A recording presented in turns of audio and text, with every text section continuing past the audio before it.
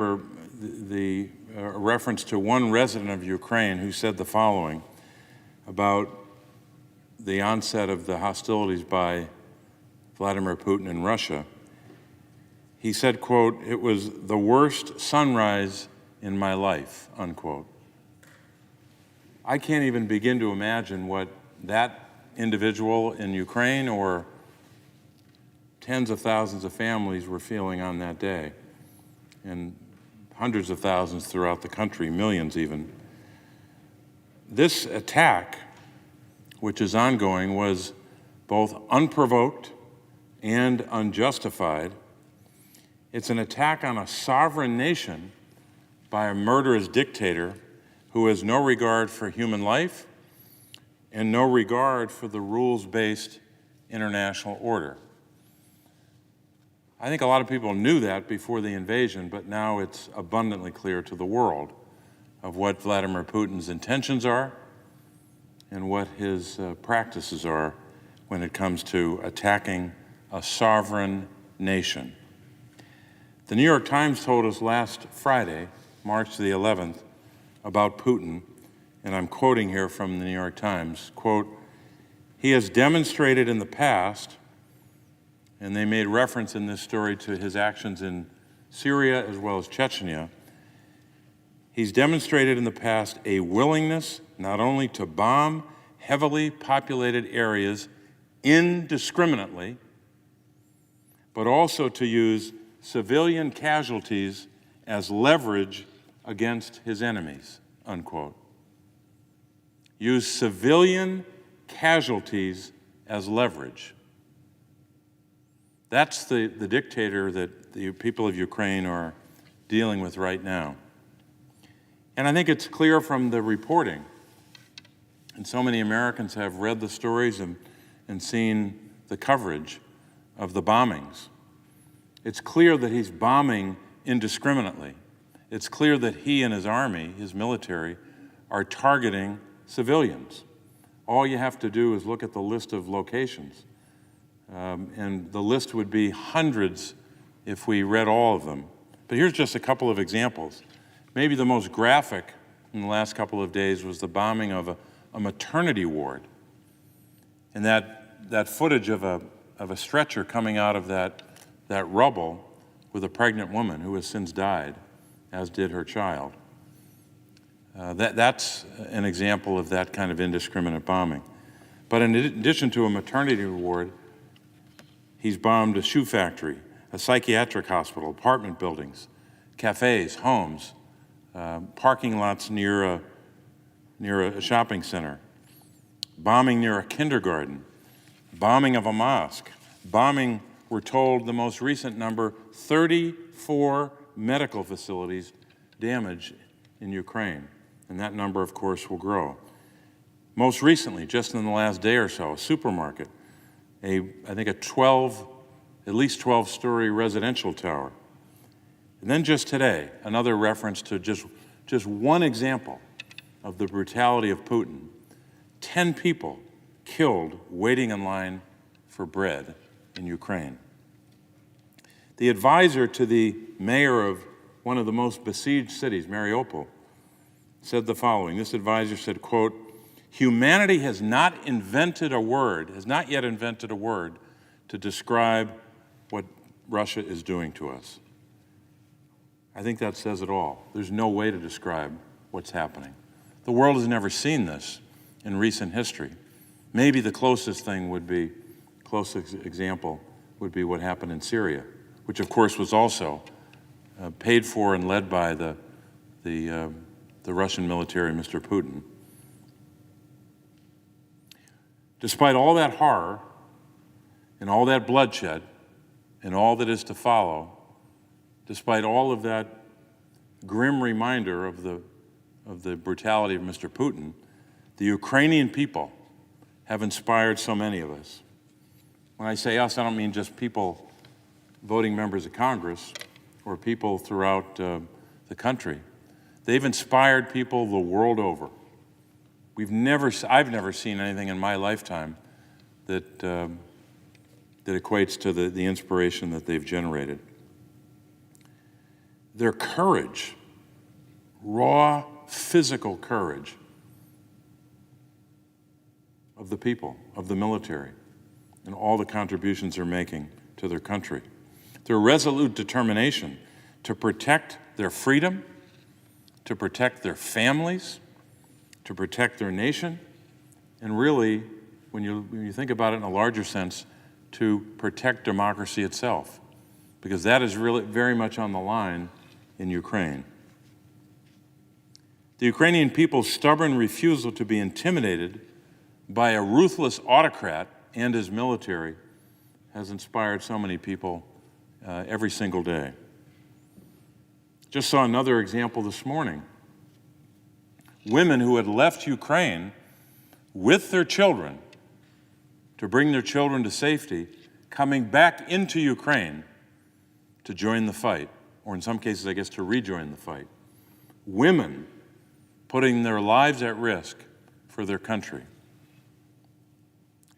This morning, we had the honor, I know the presiding officer and all of us, the members of Congress, had the honor to listen to President Zelensky's address to the Congress, and I know the nation saw it as well.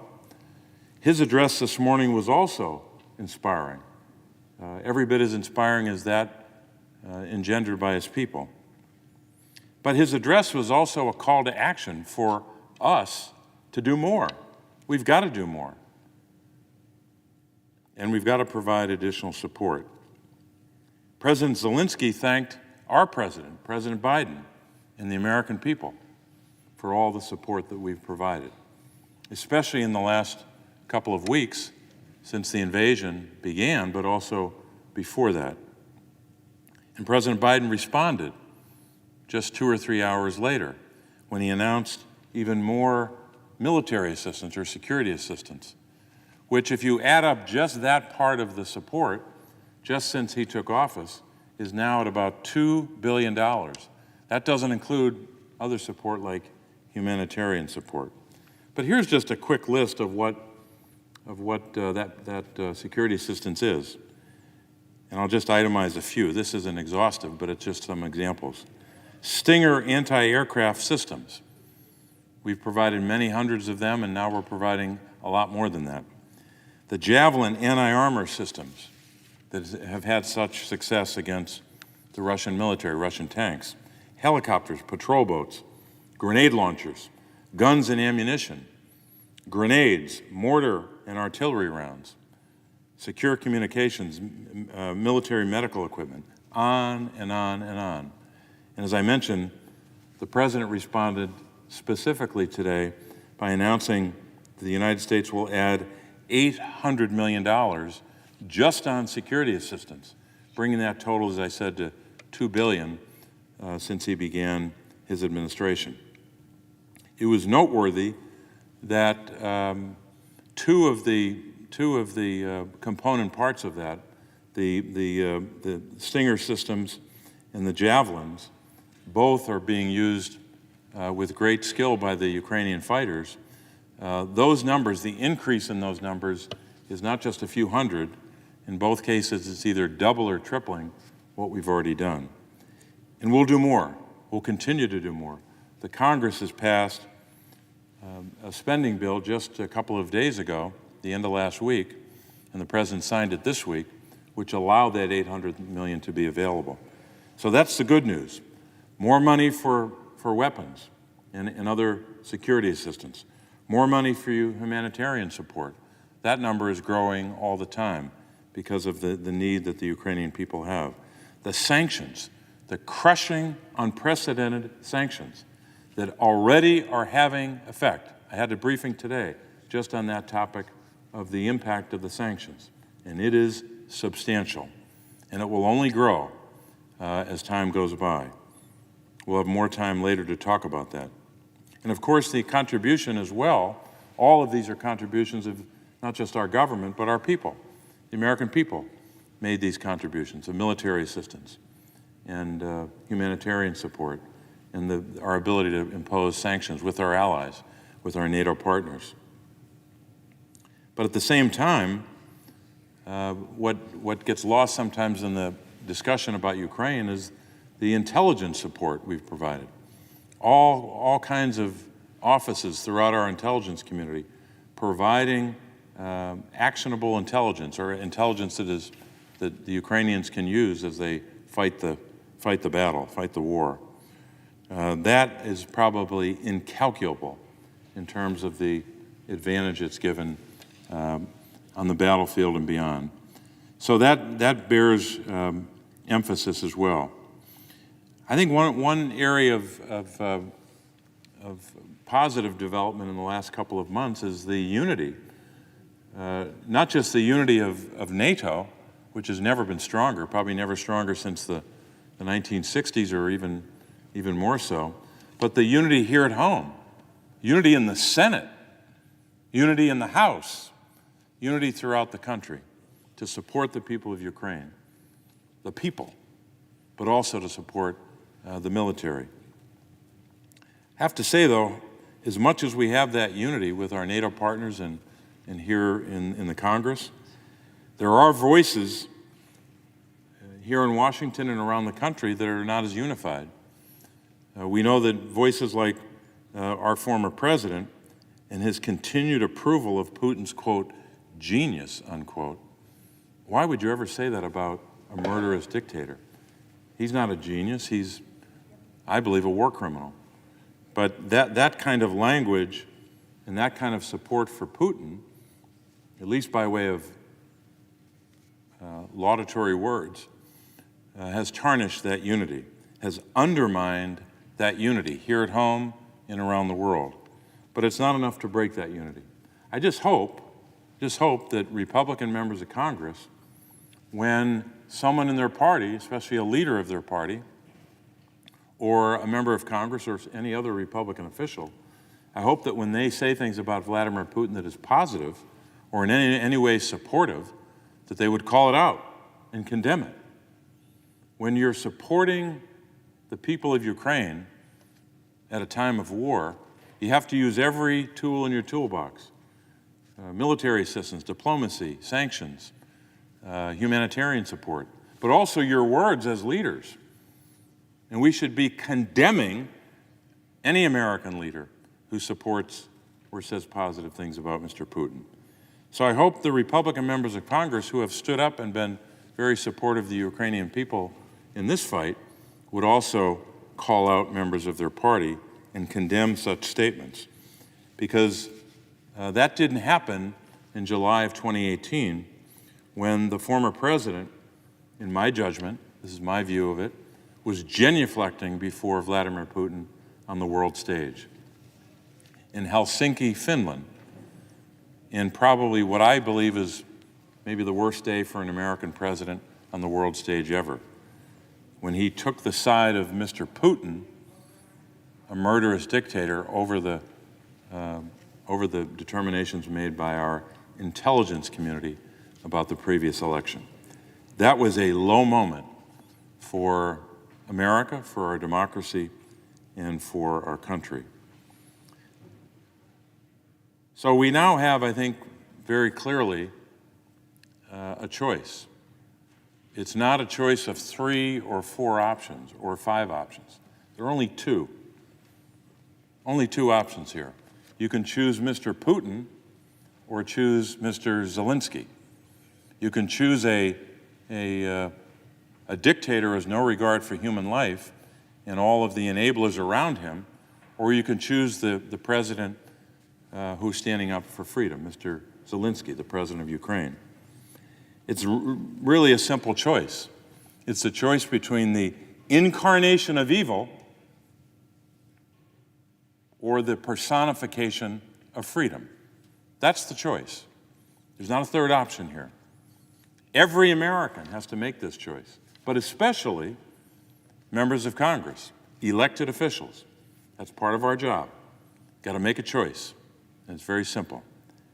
The good news is Republicans, Democrats, and Independents, House and Senate, 2 branches of government, have made a choice, and the American people have made a choice. They've made a choice for freedom, to support that personification of freedom by supporting Mr. Zelensky and his government in this war, by supporting the Ukrainian people who are literally putting their lives on the line for freedom itself.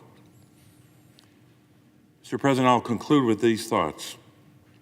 Like our Constitution that we turn to for both not just guidance and inspiration, but we turn to remind ourselves of our duty, so too are the people of Ukraine turning to their Constitution for that guidance and that inspiration and that call to action. Here's what that Constitution says in pertinent part, and it sounds very familiar. It says, and I quote, the people are the bearers of sovereignty and the only sources of power in Ukraine. To affirm and ensure human rights and freedoms is the main duty of the state, unquote. That's what the Ukrainian Constitution says. A mandate that freedom must be the goal and the work of the state. And while are they doing that now? President Zelensky and his government and the people of Ukraine are standing up for freedom. When we are at our best here at home, we do the same. We have a great anthem for our nation, "Oh Beautiful," and you know the rest of that great anthem.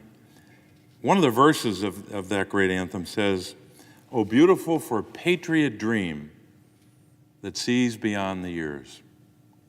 That the dream of a patriot isn't just to stand up in the moment and fight, that patriot is standing up for freedom and fighting and willing to put their lives on the line, or his or her life on the line, for freedom because they're seeing beyond the years. They're standing up for freedom, not just for themselves and their families and their nation, but for the future of that nation. That's what the people of Ukraine are doing right now. And that's why we have to continue to support them in that great fight. So I think most Americans have already made the choice. We just have to back them up and stand for freedom. Not to stand for the incarnation of evil, Mr. Putin and his government right now, but to stand for the personification of freedom. We saw that this morning with President Zelensky. Mr. President, I will yield the floor.